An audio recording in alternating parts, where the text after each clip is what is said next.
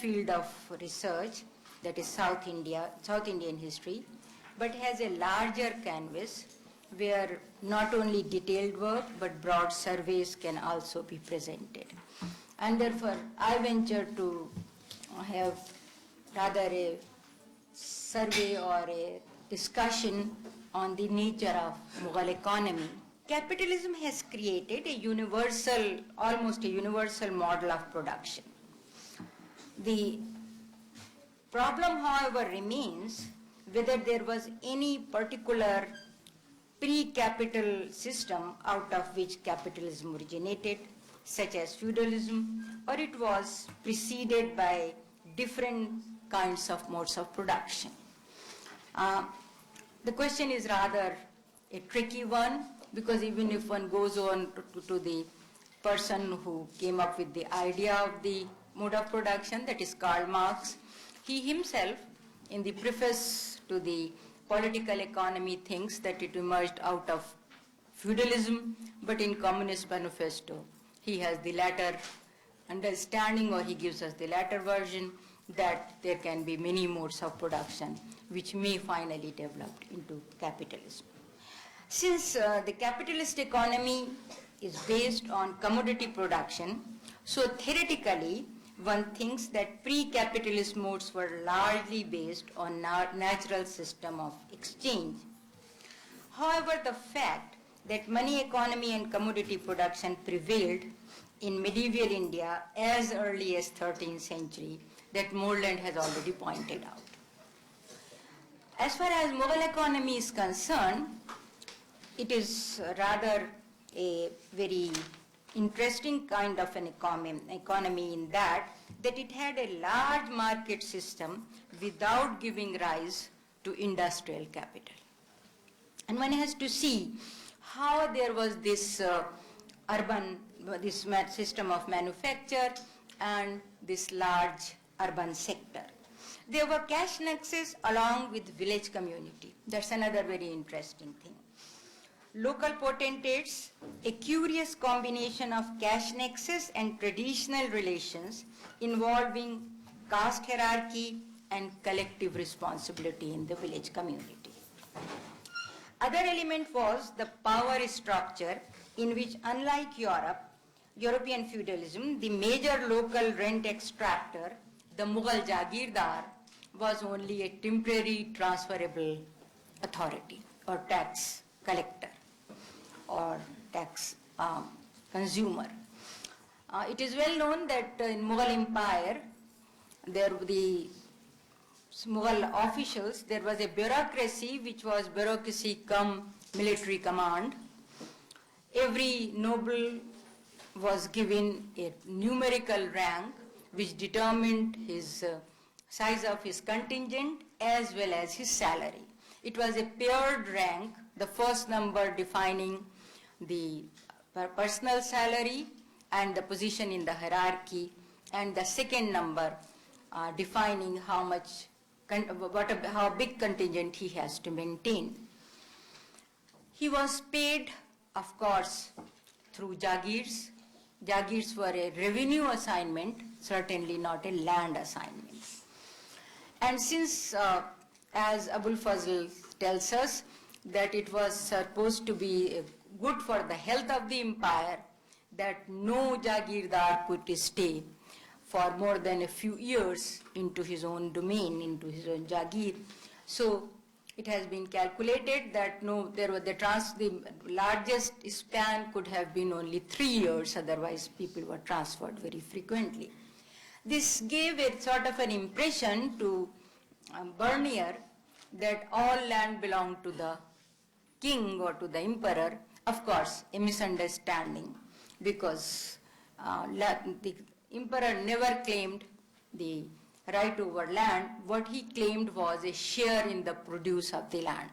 But the share was large enough to make it equal, or what came to be called the tax rent equivalence, and therefore what Marx called the Oriental despotism.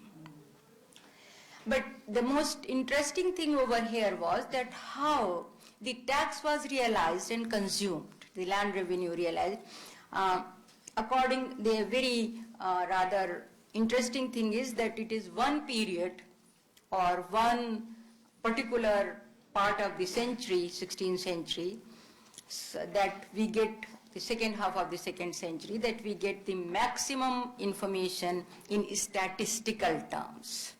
Something very unique which is not available anywhere at that time, perhaps except China. And therefore it is possible to work out the working of the economy in larger detail. I have here a sort of a chart which suggests that how the whole economy worked. At the bottom are the peasants, who are the real producers, and they have to pay land revenue, which was more than 1/3 everywhere, at times certainly more than 1/2. In terms of money, to the court and to the nobility. If you begin from this side, the right side below, it's the peasant. They might be paying directly or they may be paying through intermediaries, the zamindars. But the payment ought to be in money. Of course, the peasants were growing crops, not money, and therefore they have to sell their goods or their production to the rural merchant to get the money. So comes another class whom we may call, or who were certainly the rural merchants. The rural merchants were taking these goods to the town markets and manufacturing towns and getting the money from there, which in turn reached the peasant to pay the land revenue. It was a sort of a cycle which was almost closed, because the money which the court and the nobility was getting was paid in wages to the retainers and to the servants, or was used for buying goods from the towns, the town markets, and the manufacturers from there. Even the retainers and the servants have to give their money or to spend their money on buying goods from the urban markets. Because the Mughal nobility or the Mughal ruling class was purely urban in nature. They were not living off the land. They were living in towns. Most of the time they were not even in the towns nearby their own Jagir. The famous Mughal noble Man Singh was given the Jagir in Bengal and was appointed at Khyber Pass. So you can very well understand that there was hardly any link with him with his Jagir, except his own employees collecting their revenue and sending it over there. So it was a circuit in which, if you will see, you will find that there is hardly any growth. It is circulating from peasant to the court, to the market, back to the peasant. But this was not the case, because there was the foreign trade as well, the long distance trade as well. The Indian towns and markets were also providing commodities for long distance trade, particularly textiles, indigo, and by this first half of the 17th century, even silk. And in return, getting silver as well as other commodities. We must bear in mind that this was also the period which we are talking of, while American silver was discovered by Spaniards. This silver didn't stay in Spain. It came to Italy and France and finally ending up in England, from where most of it was later on to come. A large chunk has to come during the 16th and 17th century, particularly 17th century, to India. Another thing which we have to keep in mind is that if we are talking of the 16th century, there were no English or Dutch East India Company to do foreign trade. It is still the trade through Levant and Red Sea and Persian Gulf. So the nature of trade was quite different than what it became later on. There's also another formulation of Bernier, that Mughal towns were camp cities, which was again, one will say, not well founded. That shows that camp has hardly anything to do with this. The cities have their own nature. One cannot, of course, agree with it much later on with Chris Bailey, where he thought that most of the towns were there because they were the pilgrimage centers, and then he thought that Hazrat Amir Khusro is buried in Allahabad, in Khusrobagh, and therefore that becomes a big center or a town. So these are the things which are rather one has to take into one's stride and not to take them seriously. So and we also know that Agra was not to remain the capital. By Shah Jahan's time, capital shifted to Delhi, but Agra remained, in the words of Tavernier, the commercial capital of Mughal Empire, because it was the center from where the trade from the east and the west, from Bengal and Gujarat, was really exchanged. Another very important thing about the Mughal economy was that it has very developed system of commercial practices. There were the system of insurances in the form of bima over land trade, and as far as marine insurance was concerned, there was AWOG fully developed. There were deposit banking already in the form of the, deposits which were there. And there was another very interesting thing, and that was the bills of exchange, the hundis, for which even the English East India Company talks that it was so safe that in spite of the fact that there were no signatures, there was never ever any problem with discounting the hundis. So all the commercial practices were very well founded. Mughal economy, therefore, was a very interesting economy, that it has a full commercial system, very developed one. It has concentration of capital in the hands of the few, the five biggest, the highest nobles were having 25% of the total revenue income. So a very high level of concentration. But in spite of this all, a very interesting thing was that this capital never converted into industrial capital. This is rather something which may be appearing surprising. Perhaps the main reason about it, as at one place Professor Fanabib tried to argue, was that in India there was the petty mode of production. A petty mode of production which was based mainly on skilled labor and hardly any use of developed or complicated tools, what to talk about machinery. And as Tavernier at one place said that the fingers of the Indian artisans can do miracles, things which very sophisticated tools cannot make the fingers of the Indian artisans easily do. At another place he says that you put anything before an Indian artisan and he can exactly copy it, rather make something better than that. So if you have cheap artisanal labor available, skilled labor available, where is the need to go over to sophistication of tools or come to the machinery? Because machinery is something which levels out skill or levels out labor. Here it is the skill which is most important, and there is the only one thing which we find, because if you look at the textile, all right, it was much before the Mughal Empire, it was in the 15th century itself that the loom with treadles started off. While we see Kabir's portraits or paintings, we always find that. That was the only thing which came in there. We all, those of us who have read history of England, remember that how it was the flying shuttle which started the Industrial Revolution. But here, there was no such thing which was required. Perhaps there, we also say that the weavers' wages were very high. In India, if you compare, the wages are very low.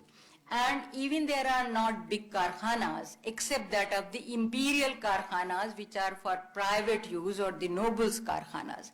The karkhanas of the merchants were very limited and were producing hardly anything. So there was really no, potential in a way to go over to industrialization or to have huge capital for anything. If you look at the consumption pattern of the Mughal ruling class, then you will be finding that what was happening in fact was that almost 17.8% of the total income of theirs was going into, 7.28% was going into service sector. So you have and the wages are very low. So you can see that how big the service sector was. The service sector, which was the employees, the servants and the retainers of the nobles and the emperor. And there was a very substantial expenditure, that is 37.38% on craft sector. So craft sector was already receiving a higher amount, and there was in a way what one may call the multiplier effect, because if there is a big market for the goods for aristocracy, the aristocracy's servants would like to have things which are cheaper, and they will also be, even a Mughal soldier or a Mughal army man was maintaining minimum of 4 servants. 2 for maintaining his horse and 2 to serve him. Horses and 2 to serve him. And therefore what you will be having, this is a multiplier effect. The money is not staying into their hand. The market which is created, it not only for craft goods or very aristocratic goods, but for middling sort of goods, and then also for lower sorts of things. The things which are the poor could buy. So the economy was flourishing.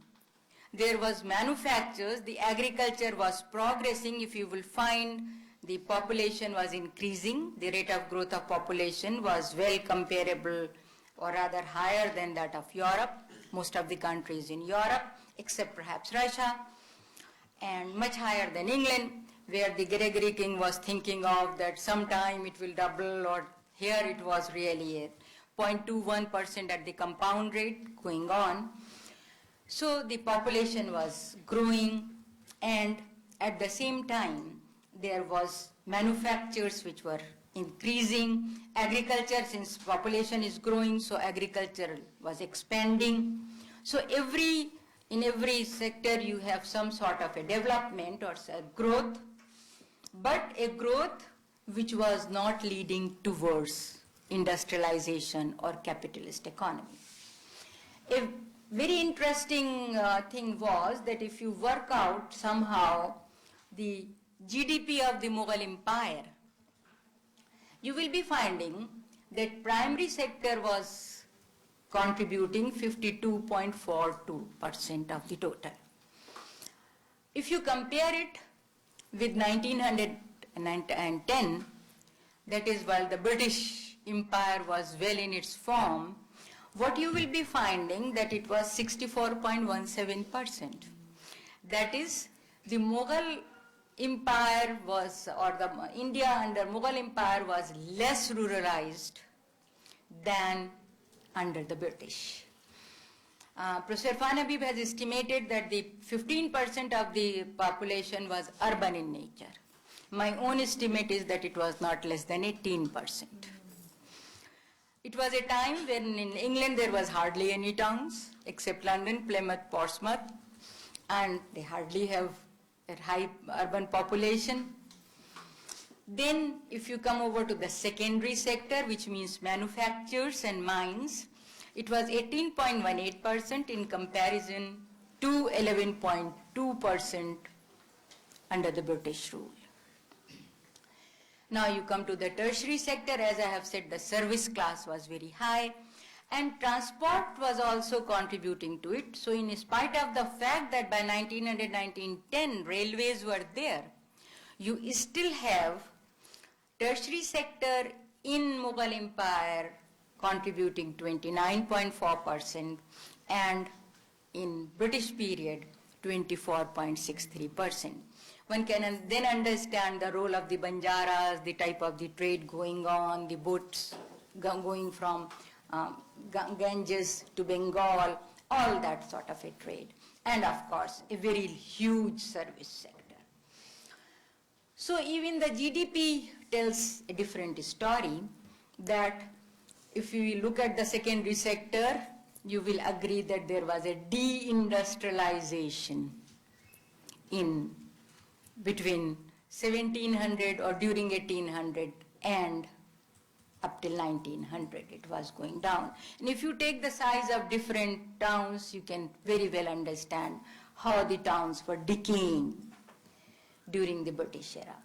The two, say, phases of this decline. The second was, of course, causing not the de-urbanization, but because of the deindustrialization.